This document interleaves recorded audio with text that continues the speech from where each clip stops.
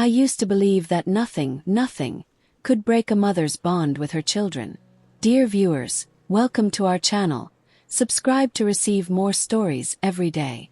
I believed it with the same certainty I believed the sun would rise every morning. Until the day my kids stopped speaking to me. They were 12 and 9, Anna and Jacob. Old enough to know better. Young enough to be manipulated. Started with missed calls. Then came the one-word replies to my messages. The awkward, cold visits where they barely looked me in the eye. I'd spend entire weekends trying to reach them, and still leave with a hollow ache of rejection thudding inside me. But the day Anna texted, "Dad says we're not safe with you," something inside me cracked open. I met Daniel in college. He had this charming, confident energy about him. Like the world owed him a favor and he was just waiting to collect. I mistook it for ambition. It wasn't. We got married fast. Too fast. The first red flags were little things. How he always had to be right. How he joked about my job being a hobby. How he never let a disagreement go until I cried or apologized. When we had Anna, everything shifted. I became a full-time mother. And Daniel became a full-time critic. Still, I loved being a mom. I built routines, bedtime stories, themed lunchboxes. I worked part-time doing graphic design from home. I tried to keep the peace. But Daniel, he always needed someone to blame. A missed bonus. My fault. The kids acting up. Clearly my parenting. His late nights at work. Because he needed a break from the noise. Over time I stopped arguing. I made myself smaller, quieter. All for the sake of the kids. The breaking point came during a holiday trip to see his parents. The kids were asleep in the back seat, and Daniel launched into one of his lectures. This time about how I was ruining them with my softness. I remember staring out the window, biting my tongue until I tasted blood. And then, something inside me snapped. I told him I wanted out. The silence in the car was so thick it choked me. He didn't speak to me the rest of the drive. 2 weeks later I filed for divorce.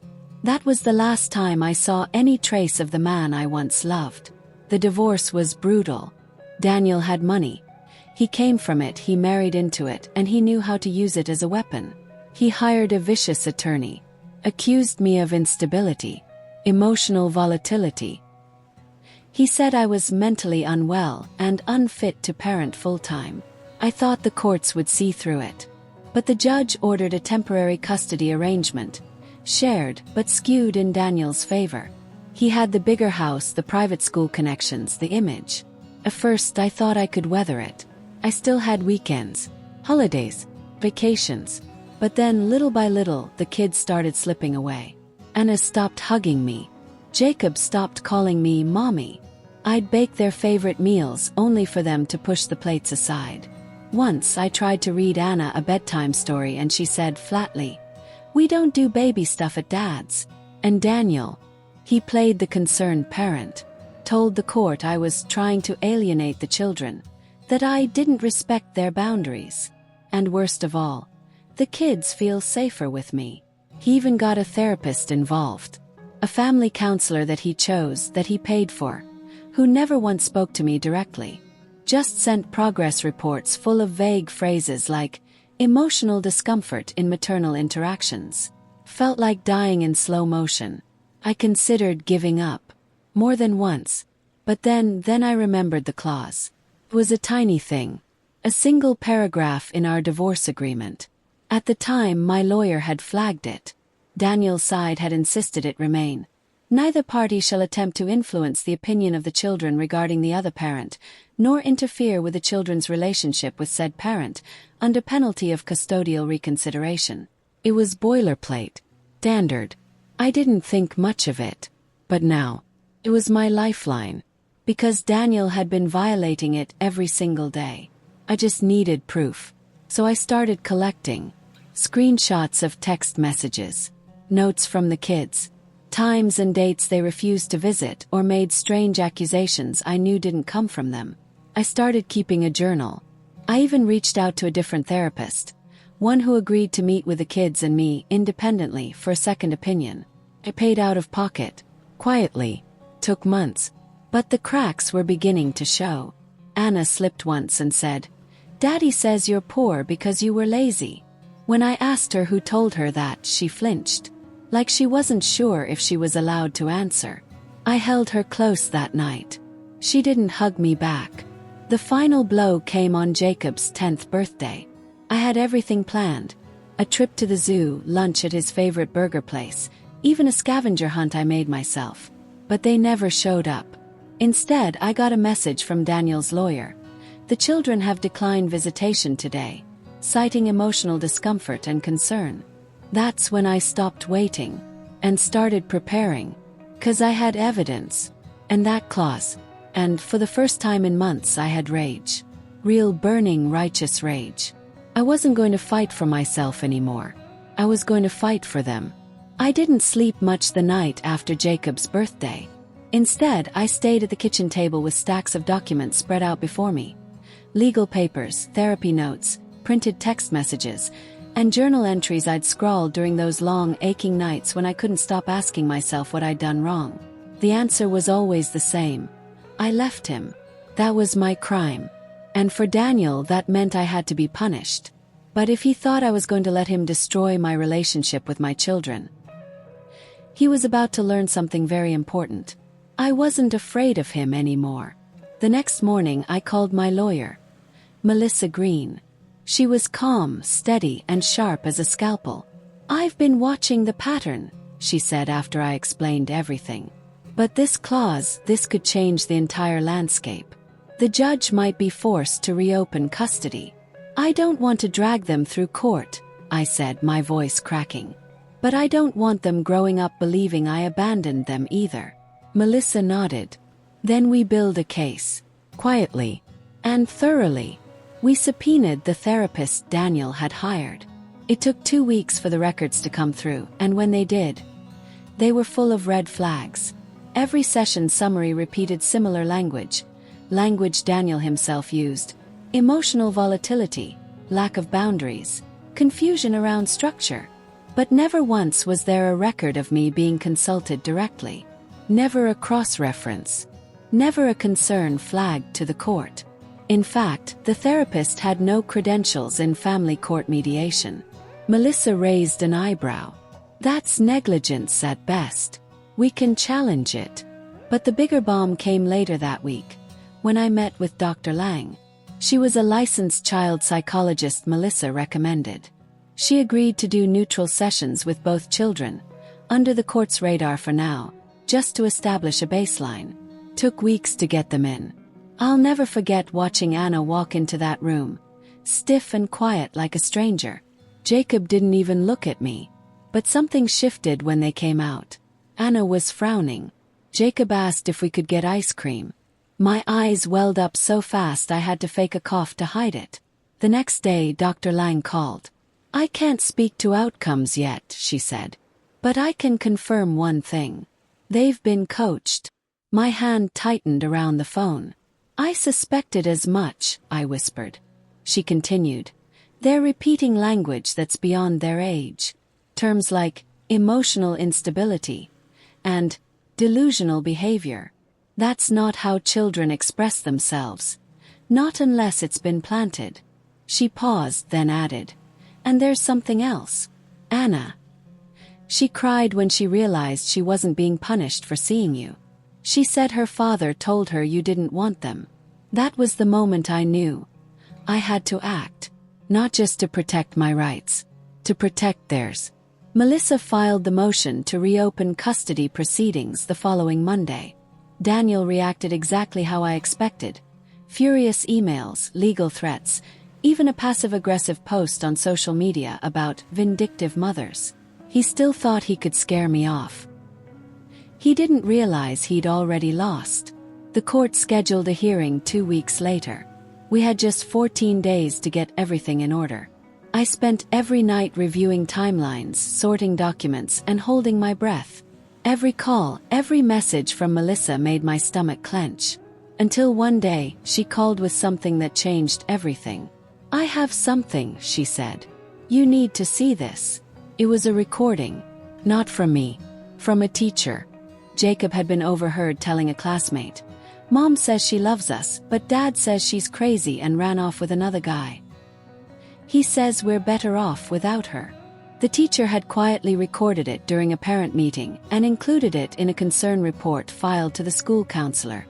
The report never made it to court, because Daniel had the school wrapped around his finger, funding their annual gala and sponsoring class trips. But now it was in our hands, and it was gold. On the morning of the hearing, I sat in that cold family courtroom, my fingers trembling around a warm coffee cup I couldn't bring myself to drink. Daniel walked in with his perfectly tailored suit, his smug smile, and a look that said, "You're going to lose." He didn't know what was coming. The judge, a no-nonsense woman named Lillian Porter, listened calmly as both sides presented their statements. Daniel spoke confidently, spinning tales about my supposed erratic behavior and emotional unreliability. Then it was our turn. Melissa laid out the clause, the violations, the therapy findings, the school report. When she played the audio recording of Jacob's voice repeating his father's words, the room fell completely silent. Daniel paled. But what sealed it was the therapist's report. Dr. Lang's testimony was sharp and devastating. She described the coaching, the fear, the emotional damage.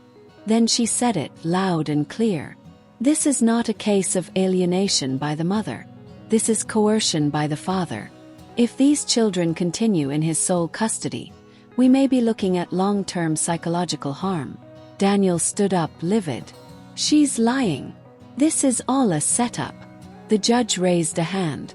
Sit down, Mr. Avery. And then, just like that, it was over. The judge didn't issue a ruling that day. She said she'd deliberate. But I saw it. In her eyes. In the way she looked at Daniel like he was something rotting in the sun. I walked out of that courtroom with my head high for the first time in years. And 2 days later I got the call. "Monica," Melissa said, her voice triumphant, "you've been granted primary custody." My knees gave out. I sank to the floor in the middle of my hallway, tears rushing down my cheeks. "Visitation rights will be supervised for him," she added. "And the court has ordered mandatory family therapy for all 3 of you, with Dr. Lang." It wasn't just a win. It was the beginning of healing. But there was one last piece of the puzzle I didn't know yet. One secret Daniel had buried so deep, it nearly cost him everything. And when I found it, it would explain everything. The court decision changed everything. Within a week, Anna and Jacob were back home with me. Their things arrived in moving boxes, rushed and carelessly packed by Daniel's assistant, with post-it notes labeling them like office supplies. Anna barely spoke at first. Jacob slept with the lights on for 3 nights in a row. But they were home. Home. And it was quiet again. Not the aching, lonely quiet of before, but the kind that comes just before a storm breaks and the air is ready to clear. Therapy sessions started the next Monday. Dr. Lang was incredible, gentle but firm. She didn't push too hard. She let the silence speak. Let the kids fill the gaps in their own time. And slowly they did. One afternoon, Jacob asked if he could help me cook. He chopped cucumbers while I grilled chicken, and when he thought I wasn't looking, he smiled. Anna began humming again. She used to hum while drawing when she was little. One night, I passed her door and heard it faintly beneath her music. It stopped the air in my lungs. We weren't healed yet. Not fully. But the cracks in the ice were widening, and beneath it, the water was moving again. Then came the envelope. It was delivered by courier. No return address. Inside, a USB drive, and a single note written in blocky black ink. "You deserve to know the whole truth." It wasn't just custody he wanted. He couldn't afford the truth getting out. "Play the audio." I stared at the message, my heart thudding. Melissa had already warned me Daniel was furious. He was appealing the judge's decision, trying to pull strings, throwing accusations of bias. I took the drive straight to her office. We plugged it in together. What we heard froze us both. The audio file was grainy, like it had been recorded on a phone from a pocket or glove box. There was rustling. Then Daniel's voice, low and annoyed.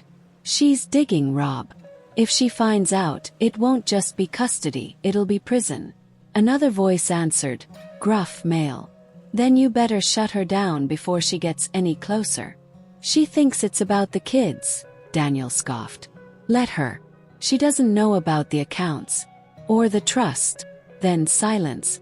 Then Daniel again. She ever finds out I funneled the payout into Dad's name, she'll go straight to the court. And I'm done. Melissa looked at me. What payout? I whispered. She was already typing. 3 days later we had it. Daniel had been hiding a secondary financial settlement.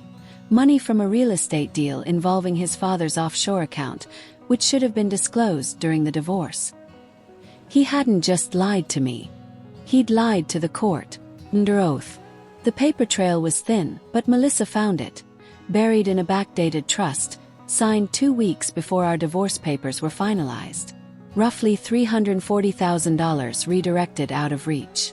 Money that should have been half mine. When we filed the fraud claim, Daniel lost it. He tried to accuse me of hacking, tampering, extortion. But the judge had already lost patience. A new hearing was scheduled, this time for contempt, perjury, and financial fraud. And the irony, that same little paragraph in our divorce clause, the one he weaponized against me, was the exact clause he violated again and again in multiple dimensions. By the end of the hearing, Daniel had lost everything. Custody, permanently revoked. Visitation, revoked pending psychological evaluation. Financial penalties, over $180,000 in restitution plus legal fees. And a recommendation for criminal investigation for hiding marital assets. He tried to appeal. It was denied. His final outburst in court, calling the judge a biased cow, was recorded and submitted to the ethics board of his law society. Within months, Daniel Avery was suspended from practicing law. I didn't celebrate. There were no balloons, no revenge party. Just a quiet Sunday morning, sunlight hitting the kitchen tiles, the sound of Jacob laughing as Anna chased him around with a rolled-up dish towel. I sat at the table with a cup of tea and watched them. Healing. Later that day, Anna came to me, holding one of her old drawings, a messy crayon piece from kindergarten with stick figures and hearts. This used to be on the fridge, she said. Smiled. I remember. I'm sorry I believed him, she whispered. I wrapped her in my arms. No, baby, I said. You were just a kid. He was the one who lied. And now we know the truth. They ask me sometimes if I regret marrying him. The truth is complicated. If I hadn't, I wouldn't have them. But I also wouldn't have spent years learning how far someone will go to control a story, and how powerful it is to take that story back. Because in the end, Daniel didn't lose because I fought dirty. He lost because I finally stopped being afraid of the truth. And the truth was always mine. Dear viewers, thank you for watching. If you like this story, please subscribe to our channel to receive more stories every day. Share with us what you think of this story and tell us where you're watching from.